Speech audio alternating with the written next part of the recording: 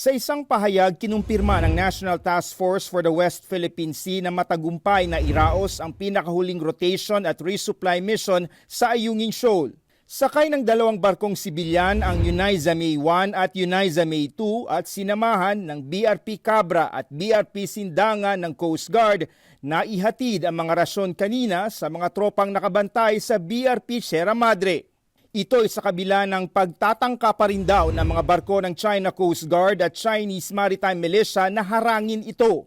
Things were over fairly quickly. There wasn't sort of a long back and forth as there sometimes is.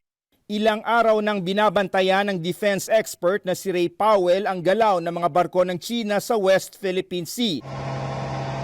Kung matatandaan, muling sumiklab ang tensyon sa Ayungin Shoal noong August 5 matapos harangin at bugahan ng water cannon ng China ang mga barko ng Pilipinas.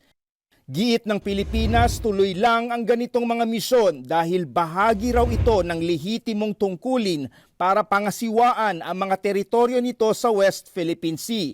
Kabilang na dito ang pagsasaayos ng BRP Sierra Madre. Kahit nasabihin ng China na bawal i-repair yun, hindi po pwede yun because that is a commissioned ship ng Philippine Navy.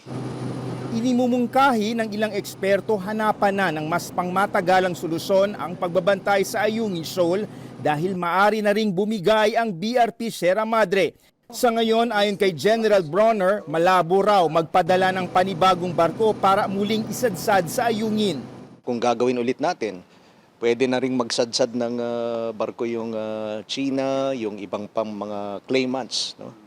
So what we are doing now is that we are just maintaining that outpost. First of all, I think it's a very difficult thing to pull off, right? And you wouldn't be able to sneak it in, I don't think.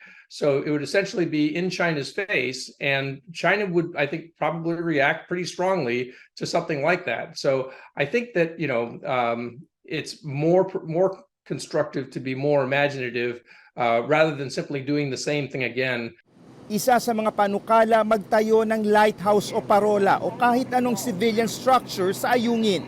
Its main purpose is not to be a strong military installation. It's really a symbolic presence. Maaring tutulan pa rin daw ito ng China pero pwede rin itong ialok bilang kompromiso para maalis ang tensyon sa pagitan ng dalawang bansa dulot ng presensya ng kani-kanilang mga puwersa. Bagay na kailangan pang idaan sa mahaba at masusing pag-aaral. David Santos, CNN Philippines.